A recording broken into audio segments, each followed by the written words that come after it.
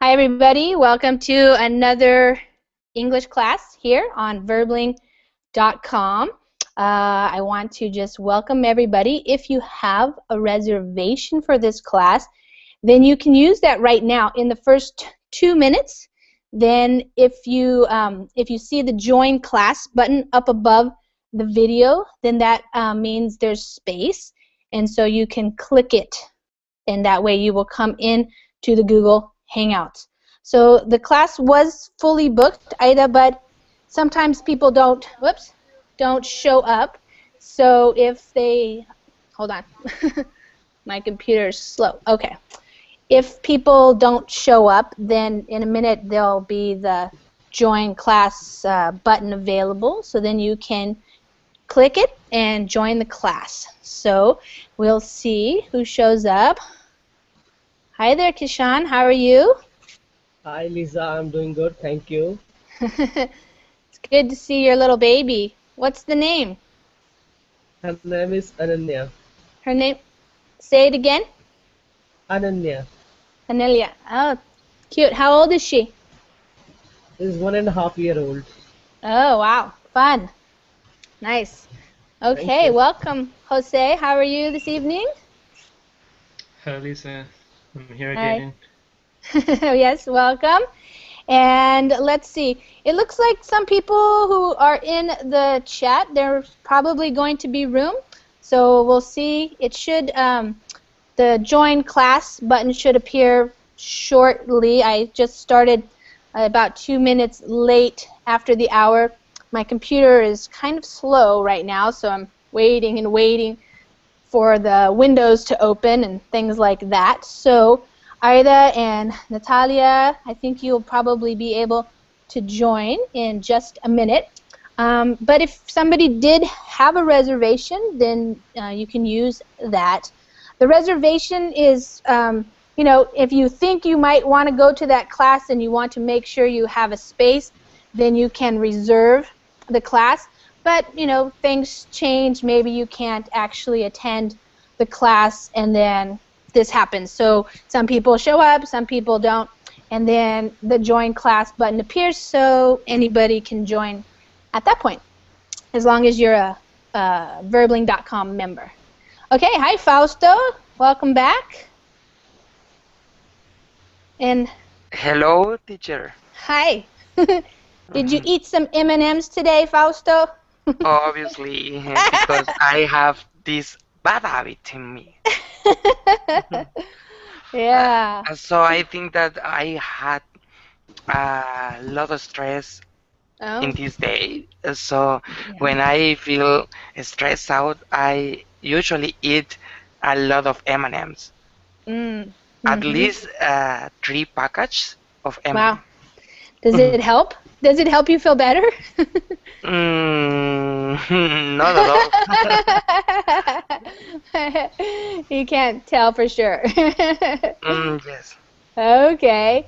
All right. Well, it looks like some people have started to open the Google Documents where I posted the article that we're going to read. Hi, Ida. How are you this evening? I'm good. How are you? Good. What time is it in Nashville? Is it 11 or 12? 11. Okay. So you are two hours ahead of me because it's a little bit after 9 for me. I'm in Washington State. Okay, Washington. Washington State. So on the West Coast. Are you familiar with the West Coast?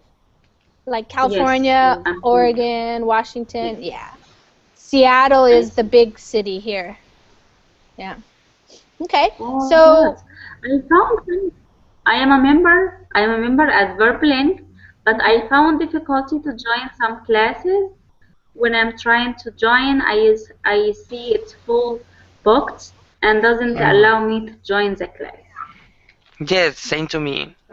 A few minutes ago, I tried to enter to this class, but it's displayed that it is crowded.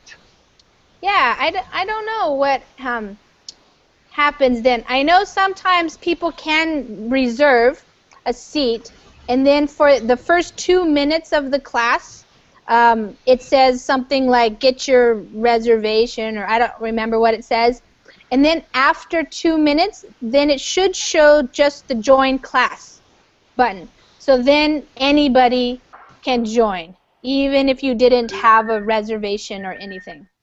Yes, that's right. Yeah. So yeah, it's I always think that it's okay to try, even if it says booked, fully booked or something, because sometimes people just hope that they can come, but they can't come after all. So it's okay to try and see who shows up and if there is space. So after a few minutes after the class is started, they usually lost the reservation or something like that. Yes. Right? That's right. Okay. Yeah. So they don't have a reservation anymore, but if they come to class, they can join, just like anybody else. So, yeah. Okay. Okay. Hi, Shafar. How are you? Shafar. Hi. How are you? I'm doing now. Yes. Where are you from? I am from Indonesia. Oh, great. Yes. Do you know? Do you know it? Yes, I have never been there, but I'm familiar with where it is. Yes. Yeah. Nice. Yeah. Nice. What time is it there for you? It's time 1 1? 1 p.m. Oh, okay. There's a little bit 1 of a.m. a delay. 1 a.m.? No, 1 p.m. 1 p.m. Because he's all the way into the next day. Yeah. He's way ahead of us. Yeah, probably 1 a.m. would be more like maybe, I don't even know, rush is already past that. 1 a.m. It's almost like that in New York. It's midnight in New York. Okay, I'm going to put the article up in the screen share here. Like I said, it's taking a little while. So let me just see if it's going to work. Let's see. Here we go. Okay.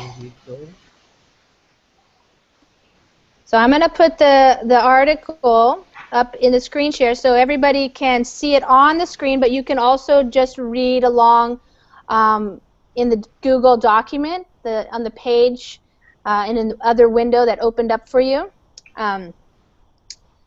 It's taking a little bit. It always comes in like a little bit backwards, and then it flips itself. I don't know why it's taking so long. Okay, there we go. So this was an interesting article that I just found a little while ago. Actually, I was looking for something interesting to read. I think I told you guys last night I like to pick articles that are from different websites. Sometimes they are news articles, so they are about current events. Sometimes they're related to entertainment or health, movies, things like that. And this one is related to science. So I thought it was kind of interesting, and it's the first I heard about it. So we're going to hear about it. It's actually, they're trying to create meat in the laboratory.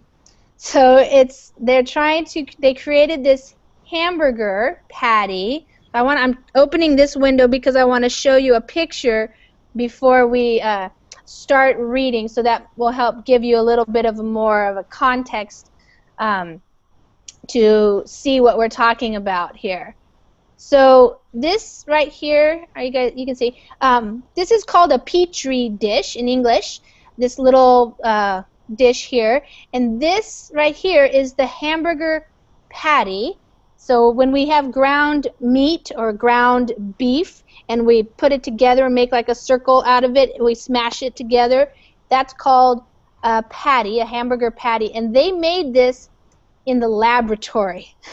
So it's kind of weird, and I guess some people taste tested it for the first time a little while ago. And so we're going to read about what they have to say about this new meat. Kind of interesting. All right.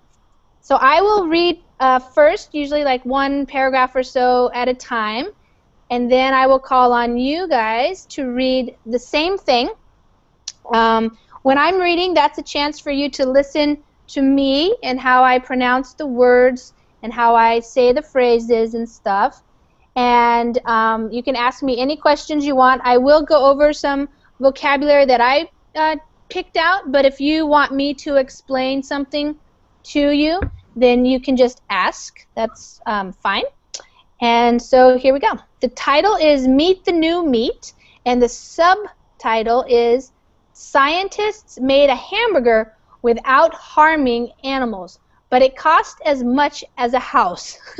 So they were able to make the hamburger without harming. That just means hurting. You know, to make a hamburger, usually you have to kill the cow, of course, slaughter the cow. But this time they were able to do it without killing any animals. All right, let's hear about it.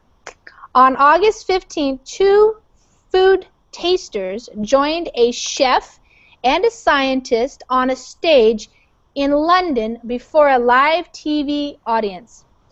Asked to rate a hamburger, they sniffed, tasted, then chewed bits of the meat. Afterward, they gave this burger, yes, the one burger they shared, a thumbs up. In the mouth, it felt like normal ground meat, they said. And though its taste was less than ideal, they concluded that the patty certainly resembled ground beef. Okay. Ida, how about we start with you? And Okay. you can just start right there on August 15th. In August 15, 2 food testers joined a chef and a scientist on the stage in London before a live TV audience. Asked to rate a hamburger, they sniffed, tasted, then chewed bits of the meat. Afterward, they gave the burger, yes, the one burger they shared, a thumb up. In the mouth, it felt like normal ground meat, they said, and though its taste was less than ideal, they concluded that the patty certainly resembled ground beef. Okay, good. So they had 2 food tasters. So these people are people who taste food. So they take a little bite of it and chew it up and then tell you if it tastes good or not so good, or if it's dry or juicy or, you know, whatever. So they were doing this in front of a TV audience. So this was kind of like a big deal. And they had to rate the hamburger. So to rate something is like to give it a score, you know, or a grade or something, to give some kind of feedback, like on a scale of 0 to 10 or something like that. So they had to sniff it, which means to smell it with their nose to see how it smelled. Of course, they had to taste it with their mouths, their tongue, and they had to chew it. So that just means like biting when you chew your food. Little bits of the meat, so little pieces. And afterward, they gave it a thumbs up. So to give it a thumbs up is to hold your thumb up and say like, okay, it's good. That's what it means, a thumbs up. They said that in the mouth, it felt like normal ground meat. So that's what you usually make a hamburger out of, is meat that has gone through a grinder. And so it comes in these little strips, and then you smash it together with your hands, and then you make a hamburger patty. They said the taste was less than ideal. So it wasn't great. It didn't taste like the best hamburger you've ever had, but they concluded, so to conclude means to decide or to finally say, you know, they realized that, well, yes, it does resemble ground beef. So their conclusion, you could say, or their determination or final result of what they thought was that the patty, the little round piece of meat, looks like ground beef. So it certainly looks like what we're used to seeing a hamburger look like. The taste, though, was not so great. Such comments actually constituted high praise. The reason, this was no ordinary beef. Conventional beef is muscle tissue harvested from a slaughtered cow, but no animal gave its life for this meat. Instead, scientists at Maastricht University in the Netherlands spent the last 5 years fine-tuning methods to grow muscle tissue in a dish. Mark Post, the lead scientist behind the new burger, refers to his culinary creation as cultured beef. Okay, so next is Fausto. Okay, teacher. Such comments actually constituted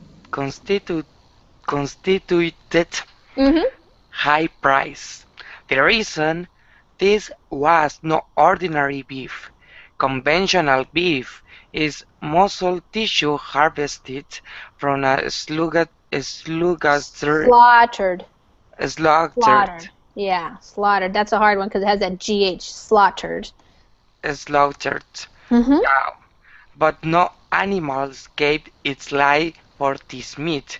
Instead, scientists of Maastricht University in the Netherlands spent the last 5 years fine-tuning methods to grow muscle tissues in a dish. Mark Post, the lead scientist behind the new burger, refers to his culinary creation as cultured beef. Okay, so such comments, so the comments refer to what was said. Those are comments, what you say about something. You probably know that from Facebook if you comment on somebody's page or on their wall or something. Constituted high praise. So these, what they said about it actually constituted, that means it meant, or it was like giving them high praise. So if you praise somebody, you say good job, that really is, something good that you did. And high praise just means that, you really were saying something good about them. And the reason why it was high praise is because this was not your ordinary or your normal beef. It wasn't real beef, actually. Conventional beef, so the type that you actually buy at the store, is muscle tissue. So it comes from the muscle of this cow. But of course it has to be harvested or taken basically from a slaughtered cow. When you slaughter a cow, it means you kill it because you're going to eat it. And so no animal gave its life. So no animal had to die to get this hamburger patty. These guys were working, these scientists were working for 5 years in the Netherlands, that's in Europe, fine-tuning methods.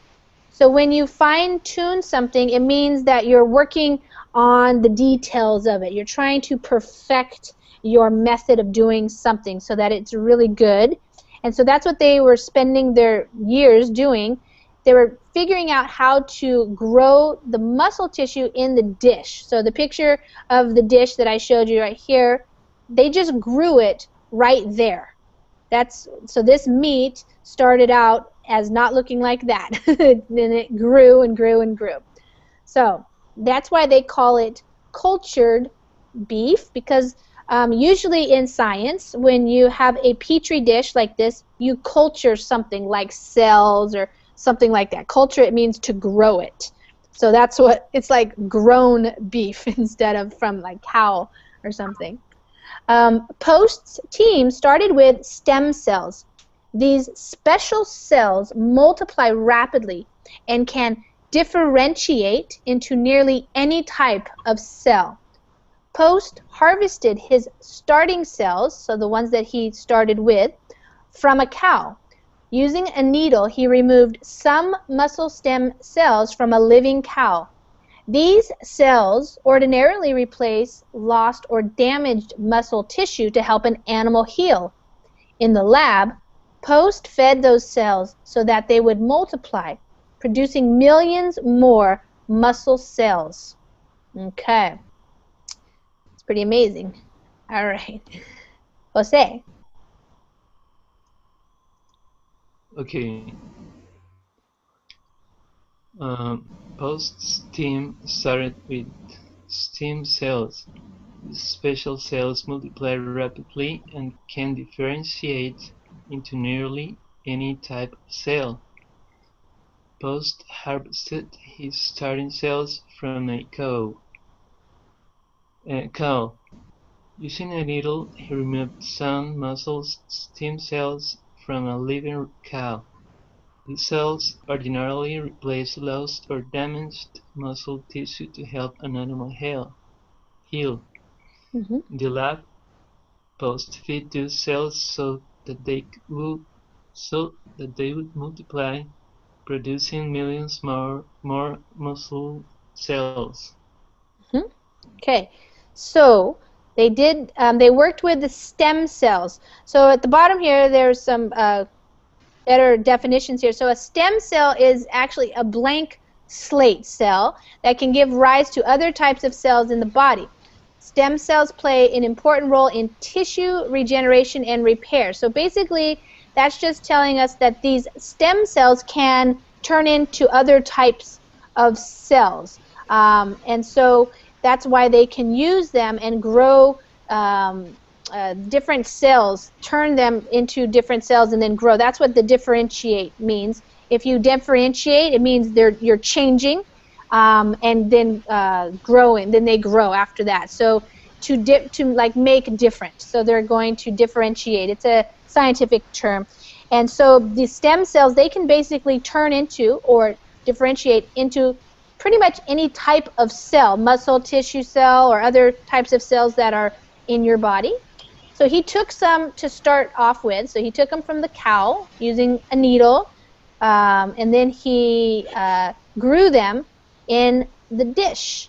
And that's because in the laboratory, in the lab, that's for short for laboratory, those cells would multiply. So they would grow and grow and grow, and producing many more millions of muscle cells. So that's because that's what hamburger meat is. That's what they chose to grow. Okay, so the muscle meat just grew and grew and grew, muscle cells.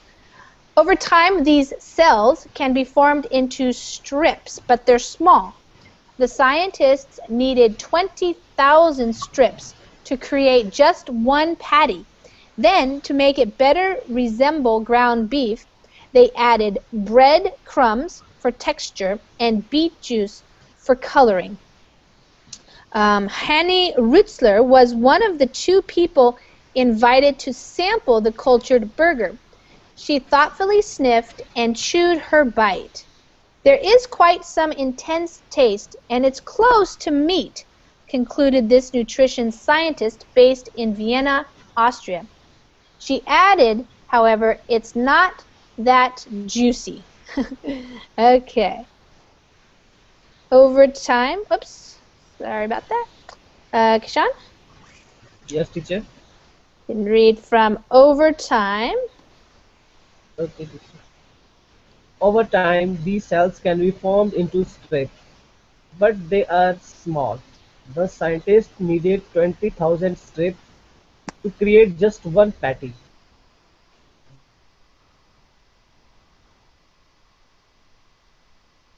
Whoops, Kishan? Oh, we lost Kishan. Oh no.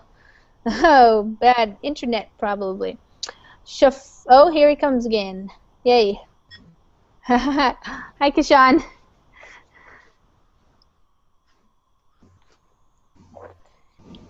You can keep reading, Kishan. Just unmute your microphone.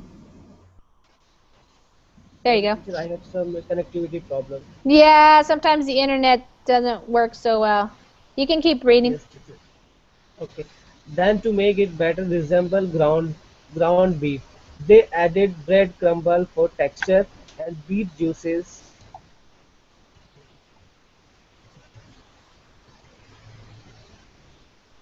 For coloring.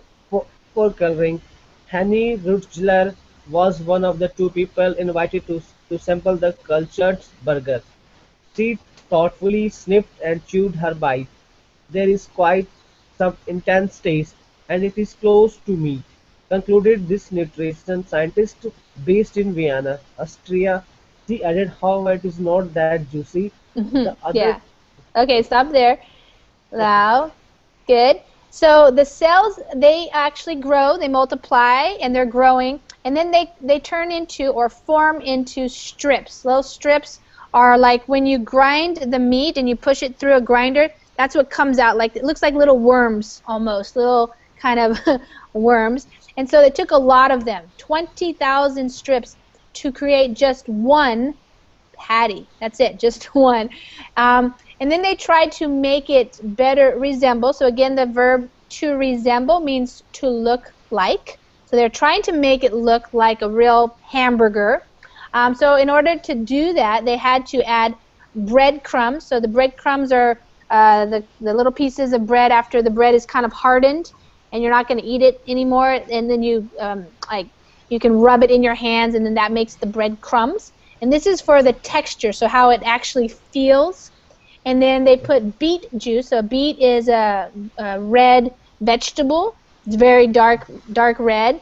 And if you use the juice, it makes the meat red. So they used that for coloring so that it looked like beef. So Hani was one of the people who tasted this cultured burger. She said it had an intense taste. So intense means kind of like strong, a strong taste. It wasn't just bland. You know, bland just means like, oh, it's not very tasty. There's nothing to it. So she concluded, or that was her result, her thinking about what it was like, was that it's kind of like meat. It's close to meat, but it's not that juicy. So the juiciness of a hamburger is like when we call the juices when a hamburger is cooking, and you see all the juice, like it's water or blood, I guess, or something that's coming out of the hamburger. That's what we call juicy. So it's if it's not juicy, then you can make it dry. Like if you cook the hamburger too long, then it can become dry. The other taster, American food journalist Josh Schoenwald, similarly concluded that the burger came close to the real thing. Such an assessment was more positive than I expected, Post told Science News for Kids. We had tasted it before and found it to be satisfying, but not yet perfect. The taster's response gave him some ideas for how to improve the recipe, he added. Wonder what it tastes like now? Get ready for a long wait. Okay, it's not coming out in stores anytime soon, I guess. Shafar, and hi there, Kata. How are you? I'm fine, thanks. Wonderful. Welcome. Did you see the link? Were you able to? Yes, Okay. I see. Good. Okay, Shafar, do you want to read that? And then Kata, you'll be next on the next time. Okay. The American food journalist Josh Sowell similarly concluded that the burger came close to the real thing. Such assessment was more positive than I expected.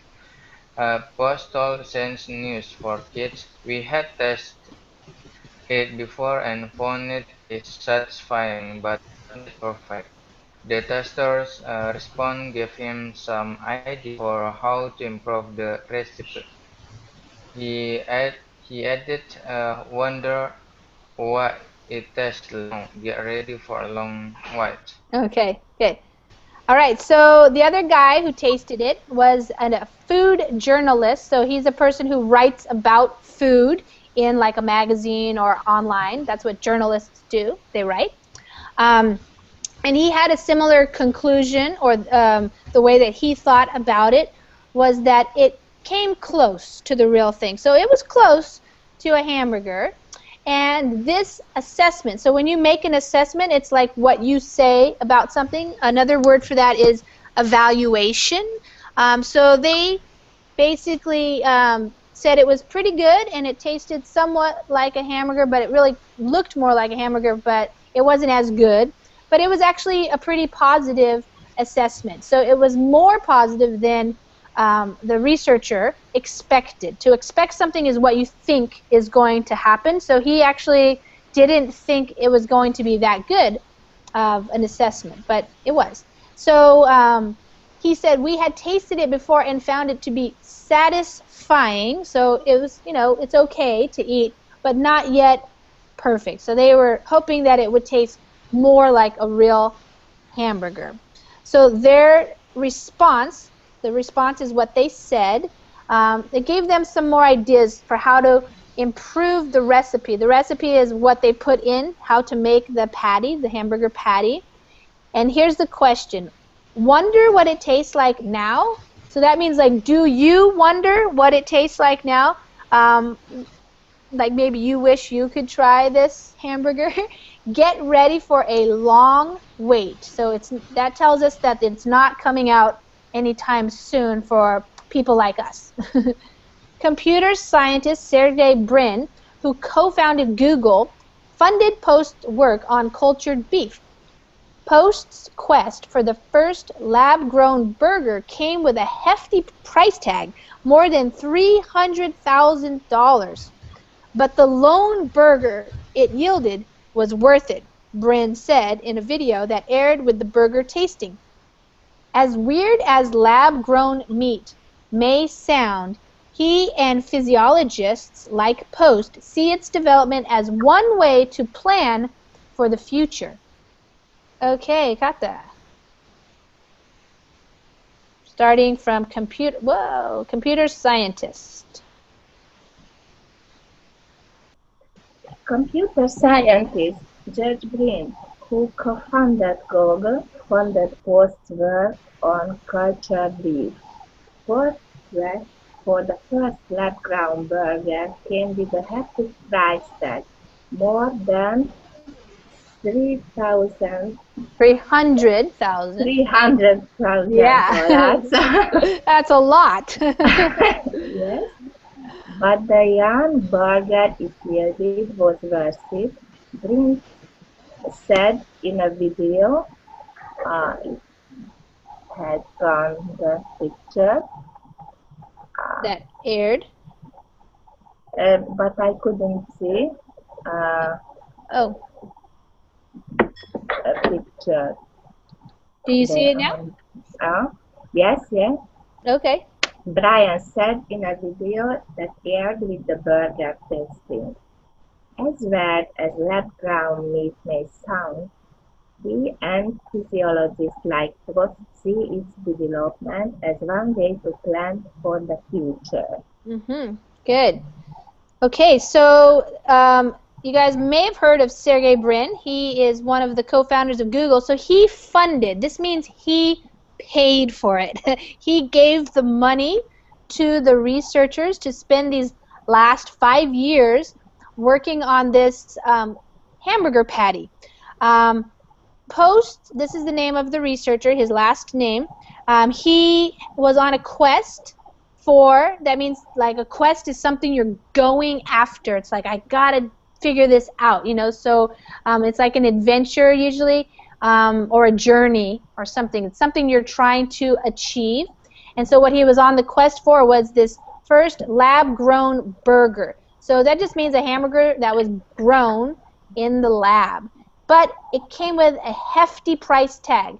So we use the word hefty. Hefty usually means like heavy or strong or something. But in this case, it means expensive. So a hefty price tag is like so expensive. And then we see that it's $300,000. And that's why up here in the subtitle, it says it costs as much as a house. Because in the United States, you can get a very nice house for $300,000.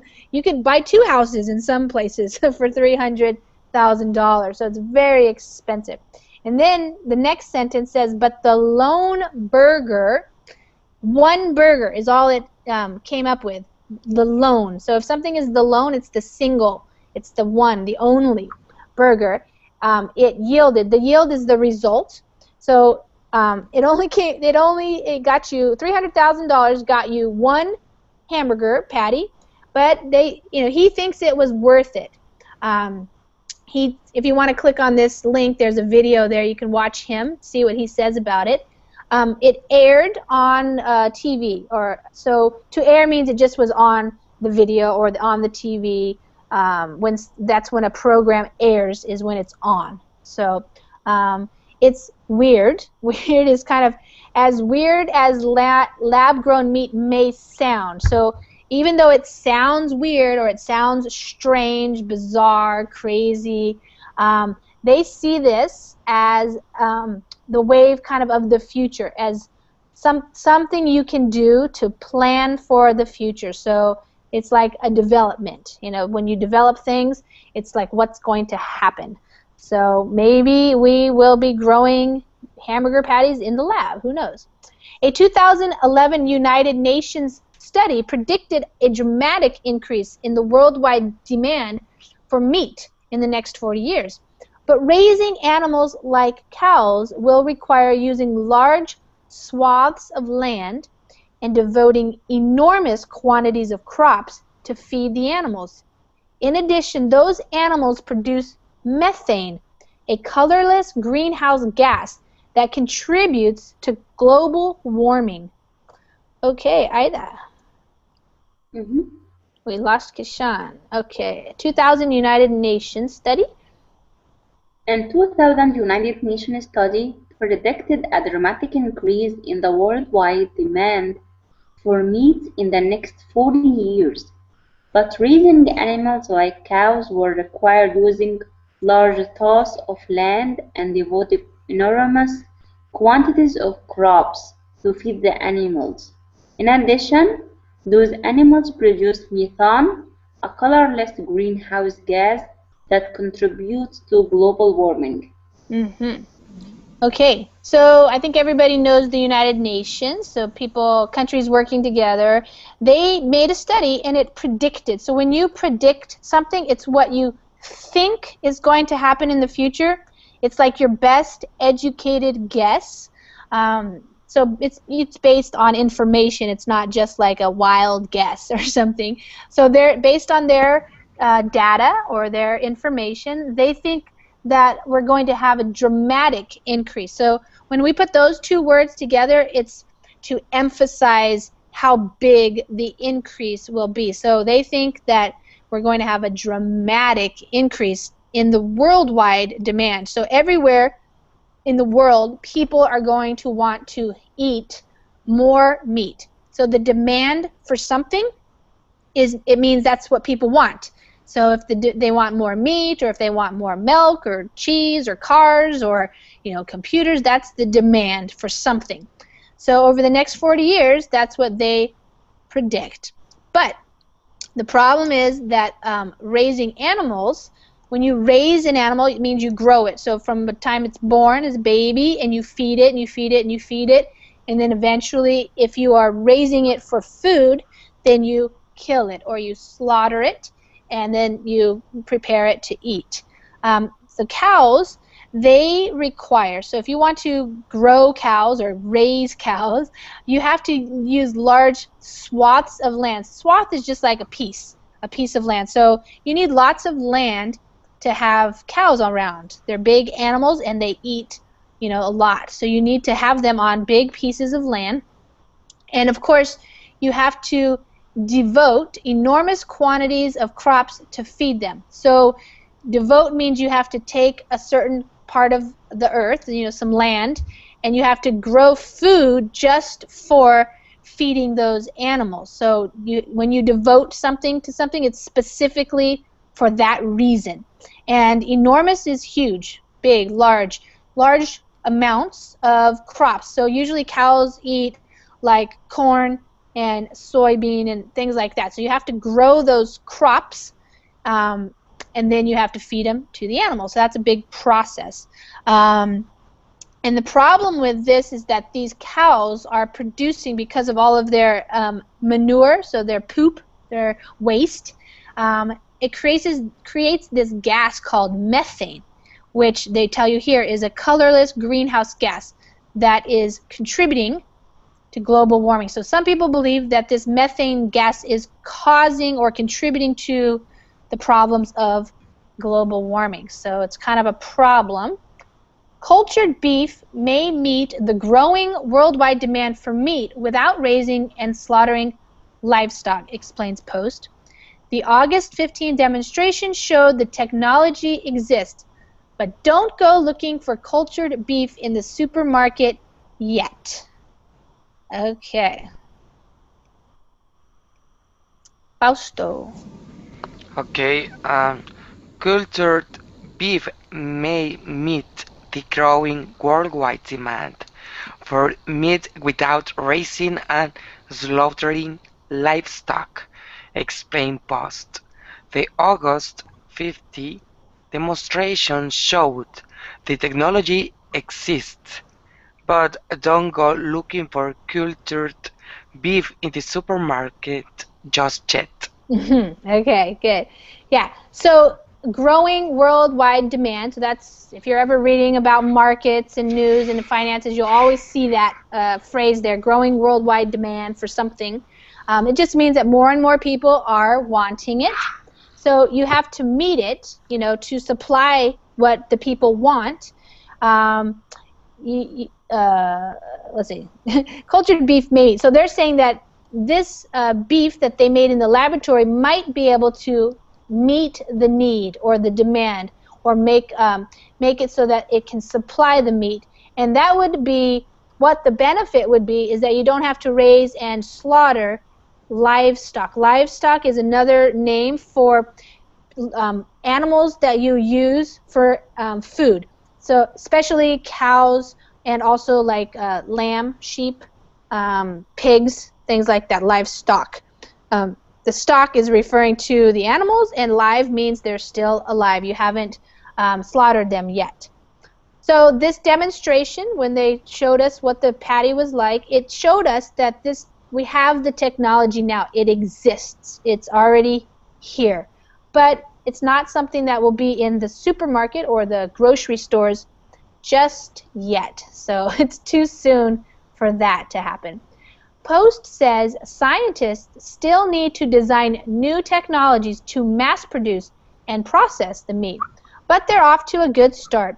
And Post says he hopes that within 20 years, cultured beef will be affordable and widely available. Okay. Jose. Okay.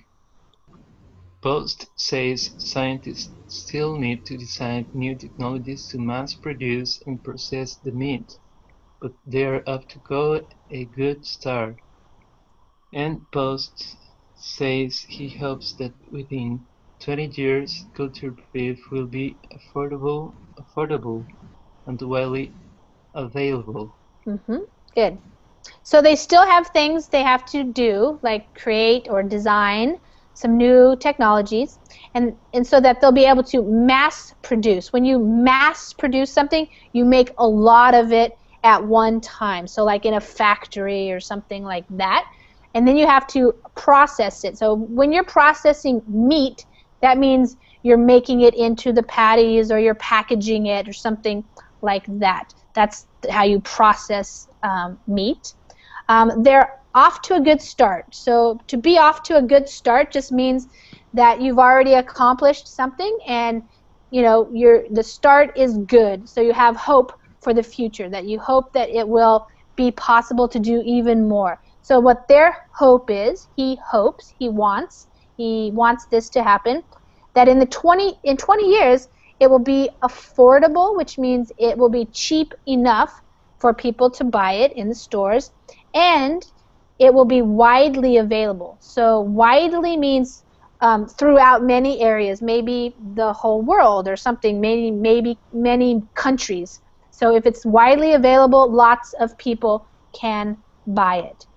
And maybe enticing. After the televised event, more than 60% of polled viewers in the United Kingdom and the Netherlands said they'd be willing to try cultured beef.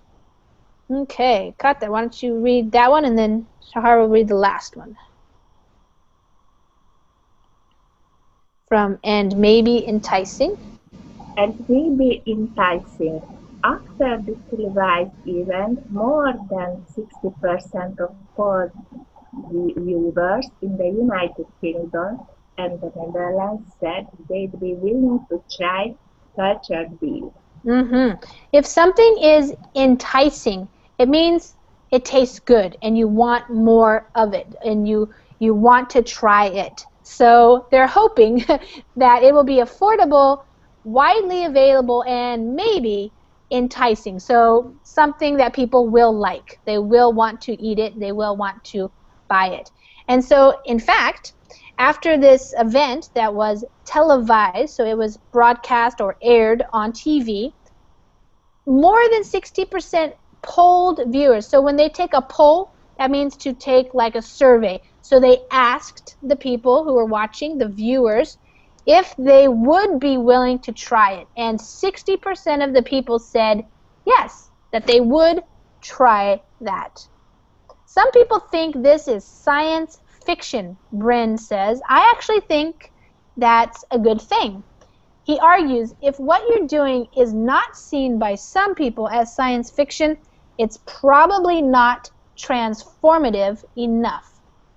Okay, Shafar.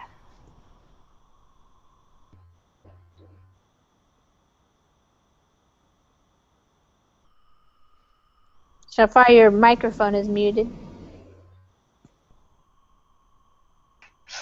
Some people think this is science fiction. Prince says, I actually think it's a good thing.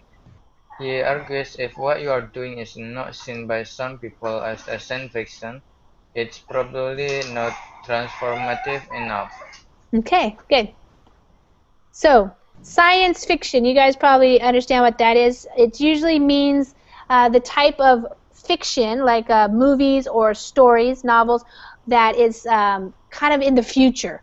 So it talks about aliens maybe, or spaceships, Star Wars, things like that. That's considered science fiction. And he thinks that's a good thing. So he argues, or so he wants to say, that his position is, if you're not doing something that at least some people think is science fiction, like it's too out there, too crazy, then it's probably not going to be transformative enough. So it's not going to change something significant. So to transform is the verb. It means to change. And if something is transformative, it has the power to create change. So that's what scientists are doing a lot of times. They're creating new things that transform the way we live. They change, and now it's like how we might even eat.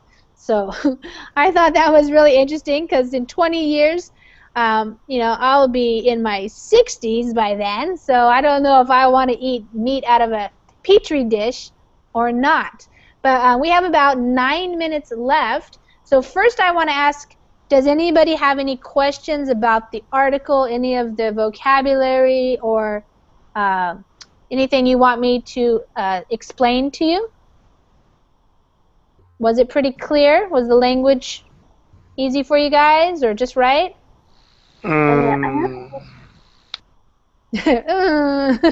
Fausto. Aida, did you want to say something? Yes, about the sentence, asked to rate a hamburger. What do you mean to rate? Like to measure? Let me see, where? In this paragraph. This one, right here. To rate? Yes. Yeah. To rate. So to rate. So the verb to rate means to kind of like grade. So you know how when you're in school you get grades for like your tests and things? In this case, they gave like a grade. They rated it. So usually when you're rating something, you give it a score. Like on a scale of 0 to 10, I might say it gets a 6 because it's pretty good, but it's not great. So to rate something, like I'll show you. So if you go to the website IMDb, okay, so this is a popular website for movies, and you can go and you can just look up movies. So let me find one here. Jack Ryan, okay, these are some new movies. And so people are rating them here. So this movie is getting a 6.6 rating, and that's out of 10. So if I wanted to rate it, I would just pick however many stars I wanted to give it, and that would be my rating. And so that's the verb to rate. So you choose the score that you want to give it. How good do you think it is? Does that make sense?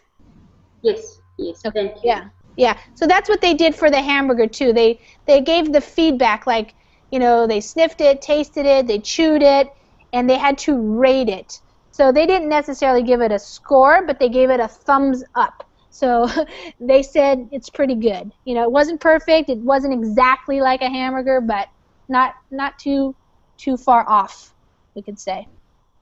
Okay, Fausto, did you have any questions? No, teacher, at all. Okay, good. All right. So now my question then to you guys is, would you eat this hamburger? Would you eat the hamburger that came out of this called a Petri dish? Haida, would you eat one? I didn't try before. But if it comes out in the supermarket, do you think you would try it? I think so. Why not? Yeah, why not? I don't know. Why not? It's just kind of weird. It's new and different. Yeah? If we find a lot of it and it published it and it became common, a lot of the people will try to use it. Try to test it. Yeah. Yeah. So, Fausto, what would you be willing to try that? Well, I think that I would like to eat this kind of food as Aita said before. Why not? Yeah. But I think that is a little weird here because it's produced based on the in the lab or something like that. But right, in the lab. we are having a lot of food with comes a great process here. For example, spicy sauces. Oh, yeah, spicy sausages, yeah. And yes, that's right. And this kind of food, for example, I don't know if you remember something like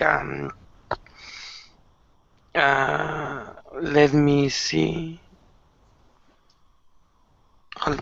like sausage dog, for example. This is a little weird because the media explain something like they are producing based on the rest of animals. Yeah, hot dogs. They the hot dogs? Hello? Fausto? We can't hear you. Okay, Fausto, I don't know what happened, but let me continue on with Jose. Jose, would you eat a hamburger that was made in a lab? Of course, I was thinking it looks a little weird. Sincere. So, yeah. But if somebody saying, "Come on, taste this," in a hamburger, and it says, "This is a hamburger from a lab." Yeah. I would say, well, just a little bit to taste it. To try it, yeah. Maybe it'll be interesting. Because it's a new thing, a new science thing growing. So, and I will also say to my guys, to my friends, hey, I bought a hamburger and my bite was $50,000. $50,000 bite. Yes. Yeah. Okay. Yeah, those people who tasted it, maybe they feel kind of special because they ate something that was so expensive to make. That's crazy. Yeah. Kata, how about you? What would you try a hamburger that was made in the lab like that? I think it depends on I would be uh, hungry or not. How hungry am I? Yes. Okay, yeah. Does it seem like a positive to you that you don't have to kill an animal, or does that seem too strange? It's too strange. Yeah, it seems strange. I don't necessarily like to kill the animals, but it seems like it's been going that way for many years. But I think, teacher, that will be good for vegetarian or something like Sure. that. Yeah, I wonder if a vegetarian would eat that then, because it's not really like killing an animal because it just grew, you know? Yeah. Yes.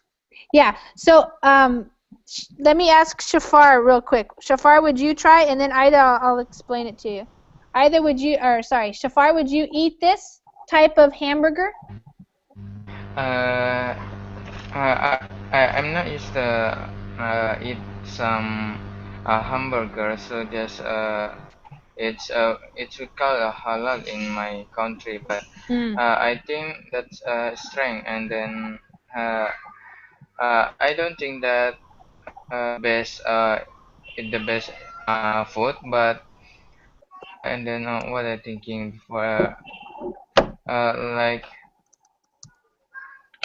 like what yeah, and I mean this is not affordable for me, and then Yeah, well, in the the future it will be affordable. Not yeah, now. yeah, Yeah, maybe. yeah, yeah. So, Yeah. Ida, they made the meat, they grew it in this dish here because what they did is they took like a needle and you poke the cow into his muscle meat, and they took some cells out of the cow, so just some small cells, but then they were able to grow more muscle tissue using the stem cells. Does that make sense? I'm not a Yes. scientist, so I don't know exactly how that is actually done, and it took them 5 years to do it.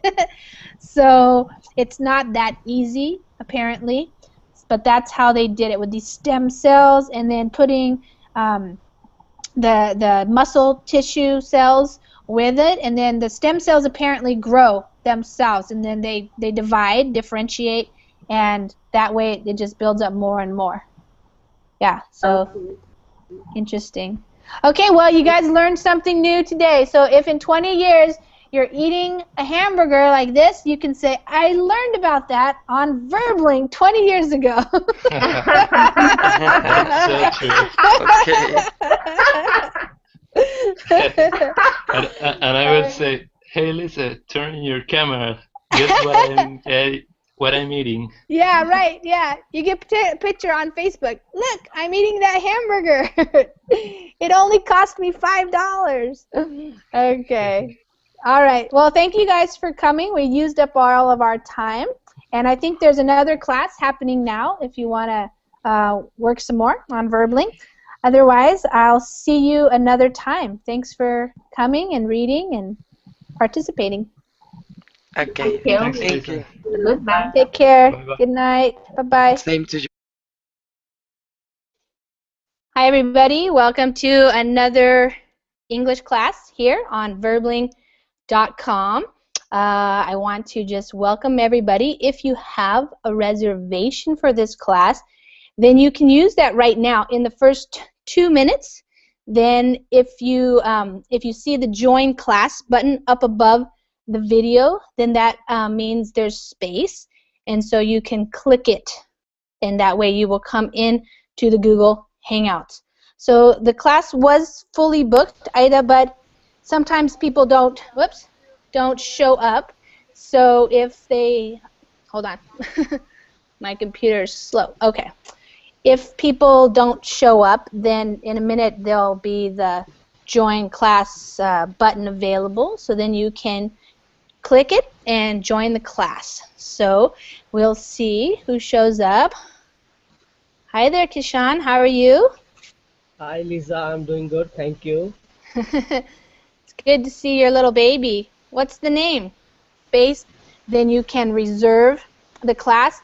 But, you know, things change. Maybe you can't actually attend the class, and then this happens. So some people show up, some people don't, and then the join class button appears so anybody can join at that point, as long as you're a verbling.com member.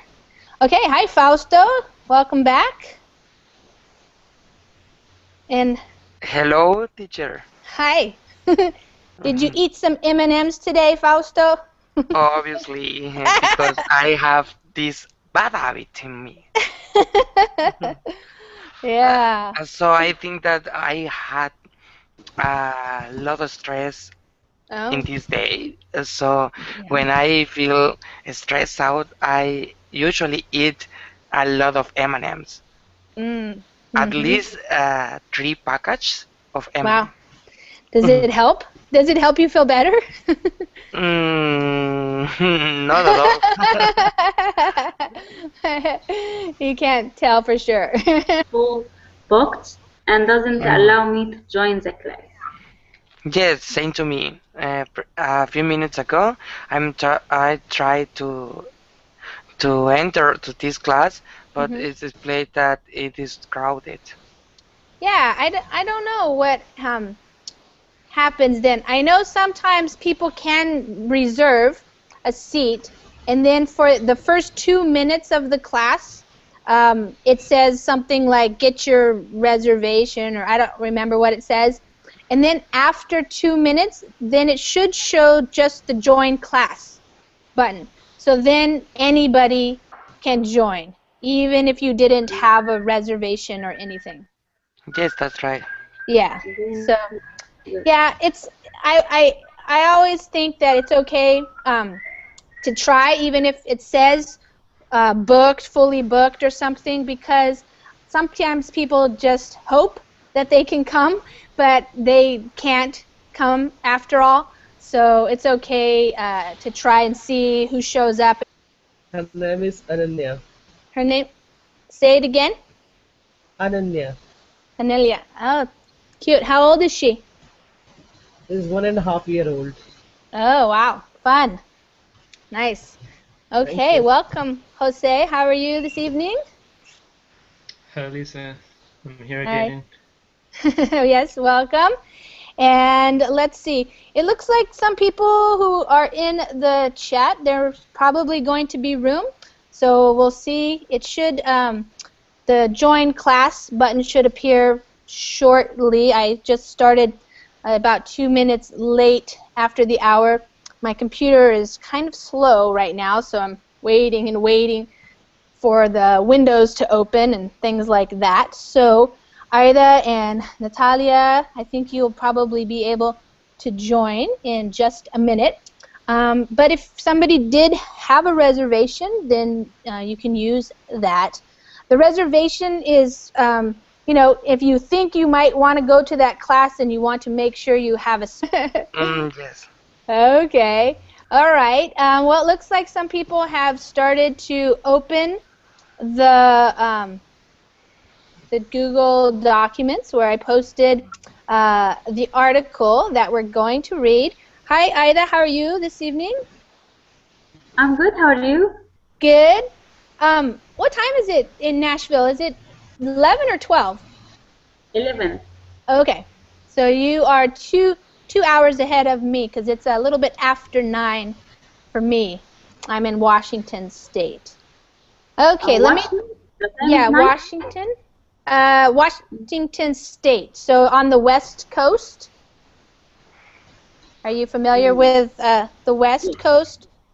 Like California, Yes, I'm familiar. Oregon, Washington? Yes. Yeah. Seattle I is the see. big city here. Yeah. Okay. Oh, So, good. I am a member. I am a member at Verblink, but I found difficulty to join some classes. When I'm trying to join, I see it